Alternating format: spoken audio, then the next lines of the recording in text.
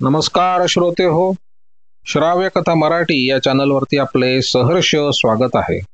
श्रोते हो, सध्या मी आपल्याला कृ जोशी यांनी लिहिलेली एक थरारक पोलीस तपास कथा सादर करत आहे. कथेचं नाव आहे अमानुष संहार.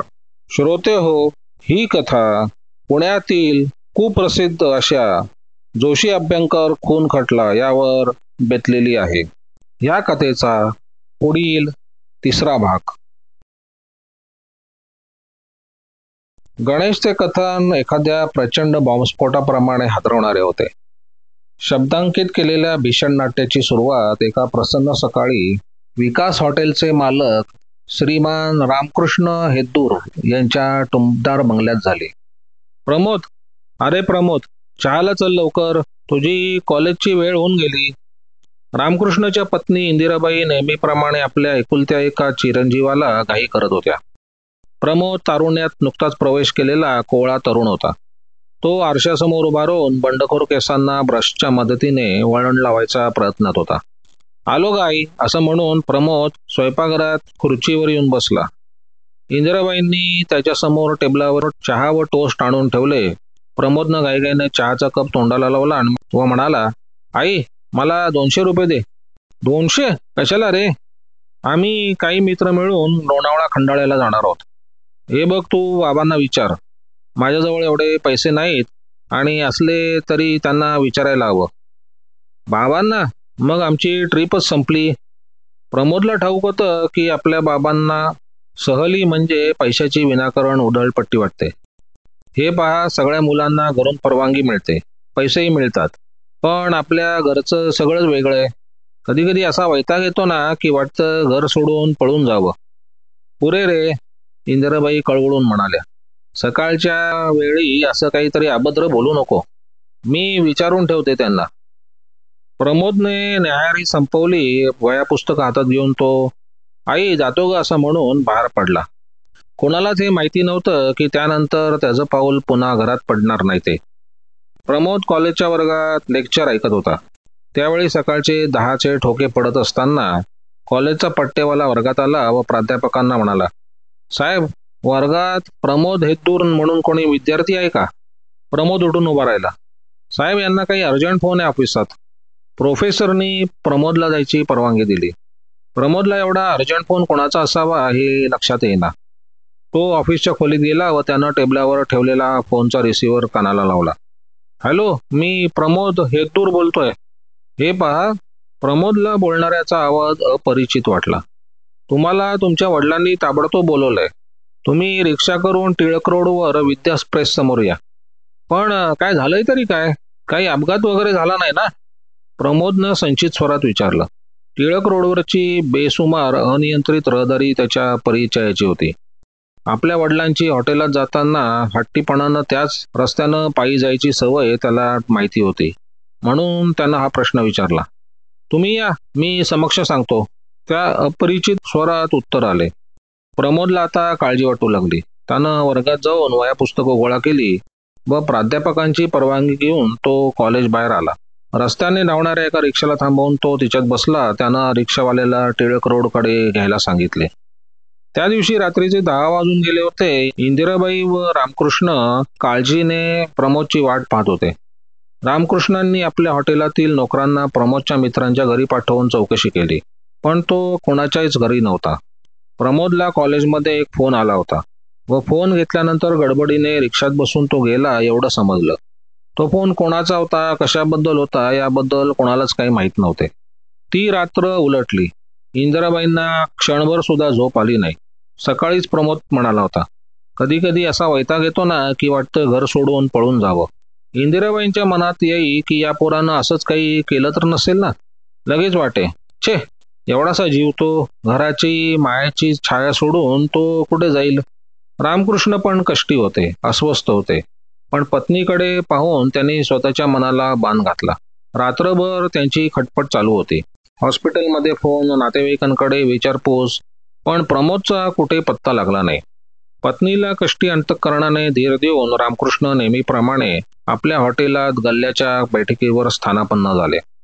दुनियेला त्यांच्या दुःखाची पर्वा नव्हती. रोजचा व्यवहार चालूच होता. हॉटेलच्या पाकगृहात निरनिराळ्या अन्नपदार्थांची तयारी सुरू होती. गिराईक येत जात होते. हॉटेलमधील नोकरांची त्यांच्या ऑर्डरी घेण्याची, बिले द्यायची गडबड चालू होती. रामकृष्ण मात्र विषण्ण मनाने गल्ल्यापाशी बसून यांत्रिकपणे बिलाचे पैसे घेत होते. 10-10:30 वाजले असतील. रामकृष्णाच्या हाताशी असलेल्या फोनची घंटी वाजू लागली. विकास हॉटेल, रामकृष्ण नेहमीप्रमाणे म्हणाले. नीट ऐका, तुमचा मुलगा प्रमोद आमच्या ताब्यात आहे. एक कठोर आवाज रामकृष्णांनी ऐकला. प्रमोद, कुठे आहे तो? तुम्ही कोण बोलताय? चुप, तुम्ही एक शब्द बोलू नका, नाहीतर मी फोन तोडून टाकेन. तुम्ही फक्त ऐका. तुमचा मुलगा आमच्या ताब्यात आहे. तो जर सुखरूप घरी हवा असेल तर मुकाट्याने 25,000 रुपये द्यावे लागतील. 25,000? कोणाला? रामकृष्णांनी गायावाया करण्याच्या स्वरात विचारले. पुढच्या फोनची वाट पहा आणि याद राखा, पोलिसांना खबर दिलीत तर पोरगा जिवंत राहायचा नाही. मी मी नाही कळवत पोलिसांना. पण प्रमोद कुठे आहे? फोनची वाट पहा. आणि फोन बंद झाला. रामकृष्णांच्या मनात विचाराचं आणि भावनांचं प्रचंड वादळ सुरू झालं. प्रथम क्षणभर वाटलं, हा सारा थट्टेचा तर प्रकार नाही ना. पण निर्गुण आवाजाचं स्मरण होताच त्यांच्या अंतःकरणाचे पाणी पाणी झाले. प्रमोद, त्यांचा लाडका प्रमोद प्राण संकटात होता. त्याला वाचवण्यासाठी पोलिसांकडे जाण्यात धोका होता. 25,000 रुपये, पैसा घामानं मिळवणाऱ्या रामकृष्णांना एवढी रक्कम देणं हे अन्यायाचं वाटत होतं. पण तो विचार त्यांनी बाजूला सारला. प्रमोदच्या प्राणांपुढे हे सर्व तुच्छ होतं. कुठे असेल हा पोर? त्याचं कोण काय करत असेल?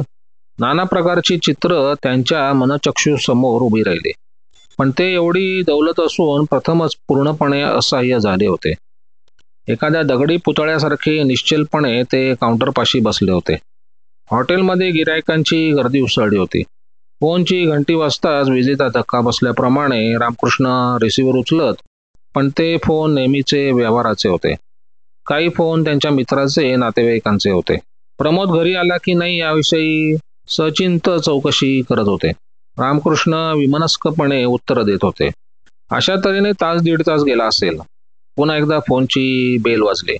रामकृष्णांनी रिसिव्हर उचलला. तोच अंगावर काटा उठवणारा कठोर आवाज होता. प्रमोद आमच्या ताब्यात आहे. तो सुरक्षित आहे. पण त्याची सुटका व्हायची असेल तर 25,000 रुपये द्यावे लागतील. पोलिसांना कळवण्याचा मूर्खपणा कराल तर मुलाला कायमचे गमवाल. तयारी आहे? सारं कबूल. पण एवढी रक्कम जमवायला थोडा वेळ लागेल. तेवढी सवड द्या. पैसे कुठे द्यायचे आणि कोणाला, कधी, तेवढं सांगा. तुम्ही प्रथम ताबडतोब पैशाची व्यवस्था करा. पैसे कसे व कुठे द्यायचे ते कळवतो. मी वाट पाहतो तुमच्या निरोपाची. पण तोपर्यंत माझ्या पोराला सांभाळा, त्याला त्रास होऊ देऊ नका. या कळवळून केलेल्या विनंतीला उत्तर न देता फोन बंद झाला. रामकृष्णांनी हताश अंतःकरणाने रिसिव्हर खाली ठेवला. टेबलावरील घंटा वाजवली व एका नोकराला सुब्बय्या मॅनेजरला बोलवायला सांगितलं. तो येताच रामकृष्ण म्हणाले, सुब्बय्या, मी घरी जातोय.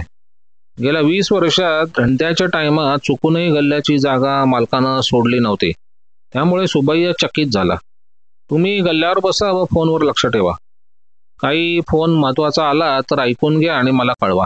ठीक आहे शेठजी, सुब्बय्या म्हणाला. सुब्बय्या रुबाबात गल्ल्यापाशी बसला व शेठच्या रुबाबात बिलांचे पैसे गल्ल्यात भरू लागला. 2-2:30 वाजले असतील. फोनची घंटी वाजली. सुब्बय्याने रिसिव्हर उचलला. हॅलो, कोण आहे? तुझा बाप. तू कोण आहेस? मी मॅनेजर. तुझा शेठ कुठे आहे? ते घरी गेलेत. ठीक आहे, नीट ऐकून घे. तुझ्या शेठचा पोरगा आमच्या ताब्यात आहे. त्याच्या बदल्यात मी शेठकडे पैसे मागितलेत. हे पैसे कुठे आणि केव्हा द्यायचे त्याचा नकाशा आणि मजकूर हॉटेलच्या टेबलावर पहा. टेबलावर? कुठल्या? कुठे? सुबैयाने भेदरून जाऊन प्रश्नांची सरबत्ती केली. त्या कोणत्याही प्रश्नाला उत्तर देण्याची तसदी न देता फोन बंद झाला. सुबैया आता गडबडला होता. त्यानं पाहिले, हॉटेलात गिराईकांची वर्दळ चालू होती. काही येत होते तर काही बाहेर जात होते. येणारे गिराईक रिकाम्या टेबलाभोवतीच्या खुर्च्यांवर बसले होते. फोनवर सांगितलेले टेबल नेमके कोणते? सुबैयाने त्याच्या विश्वासातल्या 4 नोकरांना बोलवून घेतले व त्यांना म्हणाला, हे पहा, बोंबाबोंब करू नका. हॉटेलातल्या प्रत्येक टेबलापाशी जा. कुठल्याही टेबलवर काही चिठ्ठी कागद मिळाली तर मला लगेच गुपचूप आणून द्या. बिचारा नोकरांना मॅनेजरच्या बोलण्याचा अर्थ नीट कळला नाही. ते चकित मुद्रेने सुबैयाकडे पाहत राहिले. अरे मूर्खांनो, माझ्याकडे काय बघत राहिलात? पळा, मला तो टेबलावरचा कागद आणून द्या. नोकर चारी बाजूला धावले व प्रत्येक टेबलापाशी जाऊन शोध घेऊ लागले. बसलेली गिराईक देखील गोंधळली. मॅनेजर बाबू, बसवण्ण नोकर सुब्बय्याजवळ जाऊन हलक्या आवाजात म्हणाला. काय रे, काय मिळालं का? हो, त्या भिंतीजवळच्या रिकाम्या टेबलवर. मग आणलं का नाहीस? ते टेबलवर चिटकून ठेवलंय. सुबैया बसवण्णाबरोबर हॉटेलच्या दुसऱ्या टोकाला भिंतीलगत असलेल्या टेबलापाशी गेले. त्यावर एका वहीचा कागद ठेवला होता. तो टेबलाला चिटकवला होता, पण डिंक अजून ओला असल्याने तो सुबैयाला सहज काढता आला. त्यानं तो कागद काउंटरपाशी नेला व मराठीत लिहिता वाचता येणाऱ्या कृष्णाला बोलवलं. कागदावर काही रेषा काढून रस्ते व इमारती दाखवल्या होत्या. एका ठिकाणी सुंदर नगर असं लिहिलं होतं व त्यासमोर एक वर्तुळ काढून पोस्टाची पेटी असं लिहिलं होतं. बाजूला मोठ्या अक्षरात, तर या जागी आज रात्री 8 वाजता पैसे आणून ठेवणे, पोलिसांना खबर दिल्यास सर्व घात होईल असं लिहिलं होतं. कृष्णाने हा मजकूर वाचून दाखवला, त्यामुळे सुब्बय्याच्या डोक्यात कोणताच प्रकाश पडला नाही. तो भांबावला. त्यानं त्या चिठ्ठीची काळजीपूर्वक घडी घातली व त्याने सरळ आपल्या मालकाच्या घरचा रस्ता पकडला. त्याची पाठ वळताच विकास हॉटेलातील सर्व नोकर गोळा होऊन आपापसात कुजबुजत राहिले. रामकृष्णाच्या घरी हलकल्लोळ उडाला होता. प्रमोदची आई रडत होती. रामकृष्णांनी सांगितलेली हकीकत ऐकून ती काळजीने खचून गेली. आपला लाडका पोर कुठल्या तरी लांडग्यांच्या हाती आहे व त्याचा जीव धोक्यात आहे हे समजून ती वेडीपिशी झाली. नवऱ्याचा धनलोभ ध्यानी घेऊन तिनं आपला दागिन्यांचा डबा त्यांच्या पुढे ठेवला व हुंदके देत ती म्हणाली, काय वाटेल ते करा, हे दागिने विका. मी परत मागणार नाही तुमच्याकडे. हे विका, घर गहाण टाका, काही पण करा, पण पैसे उभारा. मला माझा मुलगा हवा. आणि तो काय माझा मुलगा नाही? मला नको आहे का तो? मी पैशासाठी मागे पुढे पाहत नाहीये, पण मला शंका आहे की हा काही फसवणुकीचा तर प्रकार नाही ना. त्यापेक्षा पोलिसांना कळवावं, त्यांची मदत घ्यावी. नको नको, त्या दुष्टानं तुम्हाला सांगितलंय ना, पोलिसांना कळवलं तर पोर जिवंत राहणार नाही म्हणून. तुम्हाला त्याच्या जीवाची काळजी नाही का? एकदा तो घरी सुखरूप आला की मग पोलिसांना खुशाल कळवा, पण आता धोका नाही पत्करायचा. इंदिराबाई व रामकृष्ण बोलत असताना सुब्बय्या मॅनेजर हातात टेबलावर चिटकवलेला कागद घेऊन आला. त्यानं घाबऱ्या स्वरात सांगितलेली हकीकत व तो कागद पाहून घरात भयाचं व शोकाचं वादळ सुरू झालं. रामकृष्णाचे काही निकटचे नातेवाईक व स्नेही यांचा सल्ला घेतला गेला. उलट मते मांडली गेली. अखेर मातापित्यांच्या मुलाच्या काळजीला सर्वांना मान द्यावा लागला व पोलिसांना कुठल्याही प्रकारे खबर न देता 25,000ची रक्कम रात्री 8च्या आत पत्रात दर्शवलेल्या पोस्टाच्या पेटीपाशी ठेवावी असा निर्णय घेण्यात आला. मात्र पेटीपासून थोड्या अंतरावर रामकृष्णांचे मित्र मोहन पाटील यांनी पाळत ठेवावी असे ठरले. मोहन पाटील 25,000च्या रुपयांच्या नोटांचे पुडके घेऊन सायंकाळी 7:30 वाजण्याच्या सुमारास सुंदरनगरच्या आड रस्त्यावरील पोस्टाच्या पेटीपाशी येऊन पोहोचले. फोन करणाऱ्याने हा व्यवहार करण्यास जागा काळजीपूर्वक व हुशारीने निवडली होती, यात शंका नाही. कारण हे सुंदरनगर म्हणजे शहरापासून अलग दूर असा घरांचा समूह होता. तेथे रस्त्यावर दिवसा देखील तुरळक वाहतूक असे व आता अंधार पडल्यावर तेथे वाहतुकीचा पूर्ण अभाव होता. मोहन पाटील पोस्टाच्या पेटीसमोर एका झोपडीवजा शेड होती, तिथे उभं राहून उत्कंठेने व संचितपणे उभे होते. नोटांचे पुडके पोस्टाच्या पेटीच्या मागे ठेवलेले होते. मिनिटामागून मिनिटे व तासामागून तास जाऊ लागले, पण कोणीही त्या पोस्टाच्या पेटीपाशी फिरकले नाही. रात्री 9च्या सुमाराला एक जाडजूड भैया सायकलवरून त्या पेटीपाशी उतरला, पण त्याचे उतरण्याचे कारण नैसर्गिक होते. नंतर एक मध्यम वयाचा इसम हळूहळू पावले टाकीत पोस्टपेटीपाशी आला, पण त्याने एक लखोटा पेटीत टाकला. मोहन पाटील रात्रीचे 11 वाजेपर्यंत ताटकळत उभे होते. अखेर निराश होऊन ते पुडके घेऊन रामकृष्णाच्या घरी परतले. रामकृष्णांचा धीर आता मात्र सुटला आणि दुसऱ्या दिवशी सकाळी त्यांनी पोलीस ठाण्याला जाऊन झालेल्या प्रकाराची खबर दिली. त्यांची फिर्याद ऐकून घेणारे फौजदार सरंजामे यांना या प्रसंगाच्या गांभीर्याची कल्पनाच आली नाही. फौजदार सरंजामे यांना फौजदारकीची बढती मिळून 4-5 वर्ष झाली होती. त्यांचा अनुभव विश्वास श्रीमंत घरातील लाडावलेली पोरं चैन करायला चोरून पळून जातात एवढी दृढ जाणीव होते. आपल्यासमोर एक पितृवियोगाच्या दुःखाने कोसळून पडलेला पिता आहे, याची काडी मात्र दखल फौजदार सरंजामे यांनी घेतली नाही. हृदयशून्यतेने एखाद्या संशयित आरोपीला गुन्ह्याबद्दल कठोरपणे विचारावे, तसे त्यांनी रामकृष्णावरच प्रश्नांची सरबत्ती सुरू केली. तुम्हा लोकांना आपल्या मुलावर ताबा ठेवता येत नाही. टेलिफोन, हे पैसे मागणे व या धमक्या, हे सगळे नाटक आहे. त्यात तुमचाच मुलगा आणि त्याचे उनाड दोस्त सामील असतील. फौजदार सरंजाम्यांनी आपले मत सांगून टाकले. अहो, अशी मुलं पैशासाठी पळवणारी टोळी या शहरात कुठून आहे? ही काय अमेरिका आहे काय? बिचारा रामकृष्णाजवळ याचं उत्तर नव्हतं. तुमचा मुलगा वारंवार पैसे मागवायचा की नाही? होय साहेब, माझ्याजवळ नाही, पण त्याच्या आईजवळ परवाच त्यानं 200 रुपये मागितले होते ट्रिपसाठी. मग त्याला दिले होते का? नाही साहेब. मग झालं तर त्यानंच तुम्हाला भीती घालण्यासाठी हे केलं असणार. तसं नाही हो साहेब, तो तसं करणार नाही. त्याच्यावर आईची अलोट माया आहे. तिला तरी तो अशा रीतीनं दुखावणार नाही. मिस्टर हेद्दूर, तुम्हाला या नवीन पिढीची ओळख नाही. तुम्ही म्हणता आहात तर प्रमोदचं वर्णन घेऊन तो हरवल्याची नोंद घेतो. त्याचा फोटो मागून घ्या. पण माझी नक्की शंका आहे, तो घरातून पैसे घेऊन चैन करायला पळून गेलाय. पैसे संपले की येईल परत. रामकृष्ण हताश होऊन घरी परत आले. काळ कोणासाठीच थांबत नसतो. प्रमोद घरातून नाहीसा झाल्याने त्याच्या आईवडिलांना एक दिवस उलटणे म्हणजे संकटमय वाटत होते. तरी पण दिवसांमागून दिवस जात होते. सुमारे 1 आठवडा झाल्यावर रामकृष्णाच्या हाती पोस्टमनने हॉटेलच्या पत्त्यावर एक लखोटा आणून दिला. लखोट्यावरचे हस्ताक्षर अनोळखी होते, पण आतील कागदावरील मजकूर परिचित अक्षरातील होता. प्रमोदचेच ते अक्षर होते. वहीच्या पानावर त्यानं वडिलांना उद्देशून लिहिले होते. मी आपणहून घर सोडून जात आहे. कृपा करून माझा तपास करू नका. मला मोठ्या रकमेची गरज आहे. रामकृष्णांनी संताप व शोकावेगानं कपाळावर हात मारून घेतला आणि 1 वर्ष निघून गेले. पोलिसांनी हरवलेला इसम मिळून आला नाही असा शेरा मारून प्रमोदचे तपास प्रकरण फाईल केले. प्रमोदचे आईवडील त्याच्या आठवणीने होत असलेला दाह मनात ठेवून बायातकारी शोक आवरून रोजचा व्यवहार करू लागले. पण प्रमोदची स्मृती होताच त्यांच्या अंतःकरणातील जखमा बळबळा वाहू लागत. पण प्रमोद हा चैनीसाठी घरातून पळून गेलेला नव्हता. त्याला नियतीचा जो भोग भोगावा लागला तो कोणाच्याही कल्पनाशक्तीच्या पलीकडचा होता. कॉलेजच्या वर्गात त्याला स्वतःसाठी काही अर्जंट फोन आल्याचं समजलं व फोनवर कोणीतरी अपरिचित आवाजात त्याला वडिलांनी विद्या प्रेसपाशी यायला सांगितलं. तेव्हा प्रमोदला एवढी शंका व काळजी वाटली की त्याच्या वडिलांना कदाचित अपघात झाला असावा. म्हणून तो घाईघाईने रिक्षा करून टिळक रस्त्यावर असलेल्या विद्या प्रेसच्या इमारतीपाशी आला व त्याने रिक्षावाल्याला रिक्षा उभी करण्यास सांगितली. तिथे त्याच्याच कॉलेजमध्ये असलेला व प्रमोदच्या ओळखीचा राकेश उभा होता. प्रमोद, आलास तू? अरे, मीच तुला फोन केला होता. अरे, मी तर तुझा आवाज ओळखलाच नाही. काय झालं माझ्या बाबांना? प्रमोदनं विचारलं. माझ्याबरोबर चल, मी तुला सगळं सांगतो. असं म्हणून राकेशनं रस्त्यावर जाणारी एक रिक्षा थांबवली. प्रमोद गोंधळून गेला.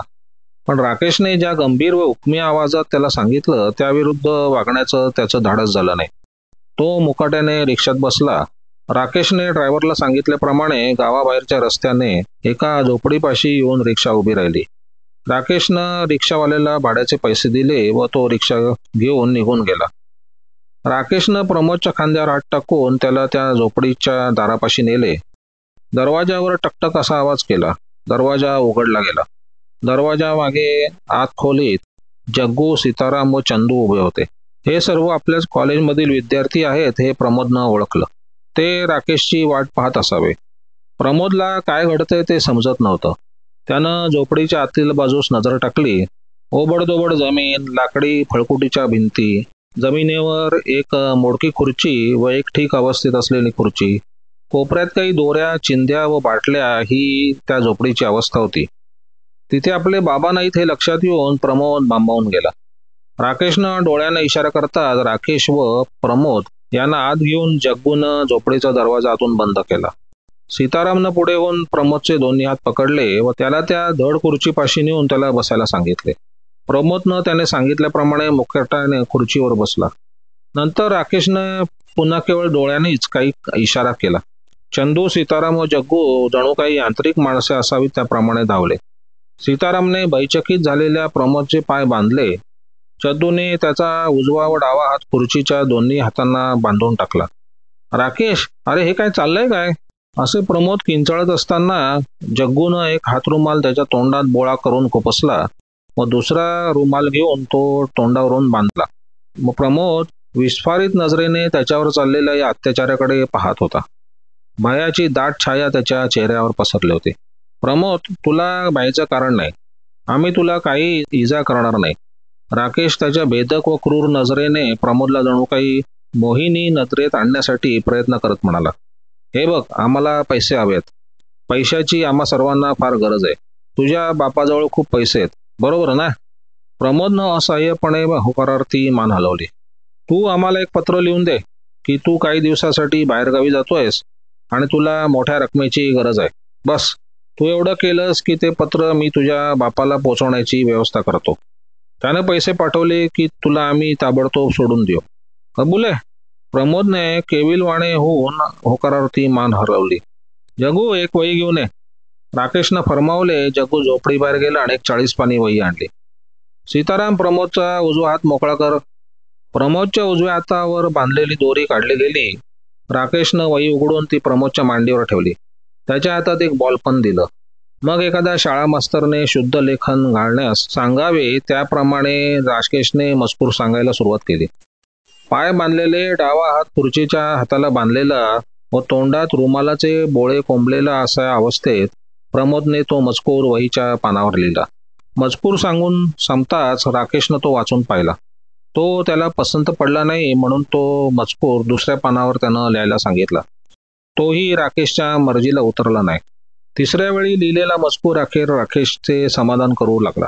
राकेशनं मजकूर लिहिलेलं वहीचे तिन्ही कागद स्वतःच्या ताब्यात ठेवले.